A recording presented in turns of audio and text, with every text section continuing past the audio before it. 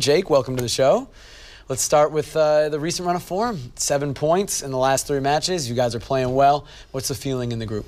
Yeah, the feeling's good. Obviously, we went through a little bit of a rough patch before that. We hadn't won in 6, but there was some good performances there. And, you know, I think when you look at the Salt Lake game at home, it was kind of a bit of a wake-up call. And, you know, coming down to the final stretch of the season, you know, the boys are coming into form and putting in some good shifts and good results. So for us, we're feeling good, and you know, if we continue that run, we'll be in a good position. In this run of games, you've made what I would consider one of the top saves in the league this year against Houston Dynamo. Can you take us back? What was your vantage point, and where does that rank amongst other saves that you've made so far in your career?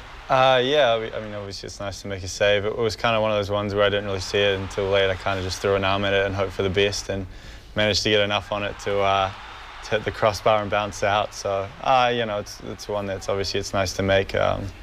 But yeah, I wasn't really skilled or anything like that. I was just more humble. More a bit of luck and, you know, just a throw of the old arm, so I'll take it. We saw the Richie roll as we were coming on to the show. Don't you feel as though goalkeepers, they should have their own celebration as well? After that save, you could be going into your celebration? Well, the only problem is if I celebrate, you know, might put the rebound on the back of the head. I'm trying to do a headstand or something like that. So, no, I'll just stick to making the save and standing there. I'm pretty happy about that. We were chatting after training earlier this week. I asked you if you go back and watch those good saves. You had a ton against Toronto the last time you guys played last year. You said no, you don't. You don't go back and kind of re-watch good saves. You look at mistakes you've made. Where does that come from, and why don't you, go back and look at the good moments?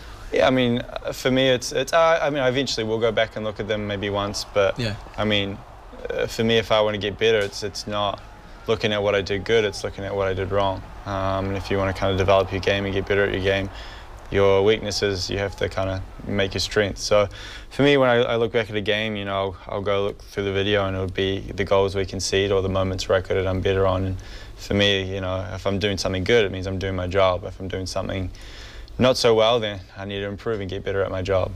So that's just kind of the mentality I take in. I don't, beat myself up about it, because you have to have a short memory and everything can change week to week. So you learn, you file it away, and when you head out to the training field that week, you work on it.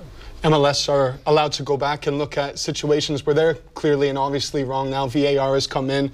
2 reviews that went under this past weekend, one in the Dallas game, one against LA. What do you make of VAR, and what do you make of this decision by the referee? Yeah, obviously, I mean, it benefited me in that play and it benefited us in that play. It's VAR is one of those things where it's gonna be beneficial for you one week and it's gonna count against you the next week. Mm-hmm. So, I mean, if they're getting the decisions right and they're using it to their advantage, and it's good for both teams as long as it's an efficient method. So I'm happy about it. It's going to make games more evenly and take a lot of pressure off the referees. That was the big talk, was the efficiency of it, right? Making sure it doesn't hurt the flow of the game. You guys are there. You deal with one of the first instances of it in the league's history.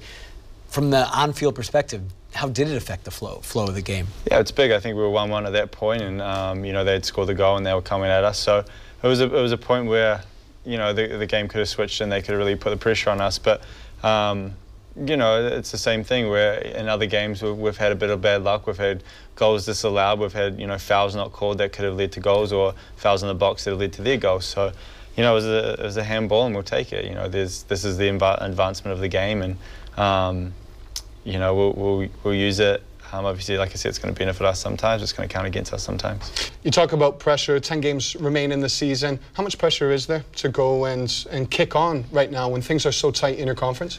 Yeah, this is definitely crunch time of the season. This is the favorite part of the season. Everything comes down to these last 3 games, and like you said, the table's pretty tight, especially on the West. A win on the weekend can see us go right up, or can see us drop down with a loss. So it's high pressure. Every game's a cup final, and every game's going to count against you, because at the end of the season you can scrape them by 1 point, or goal difference, or whatever it may be. So this is the fun part. This is the exciting part. It's almost like right now with the table the way it is, it's almost like a playoff game every week.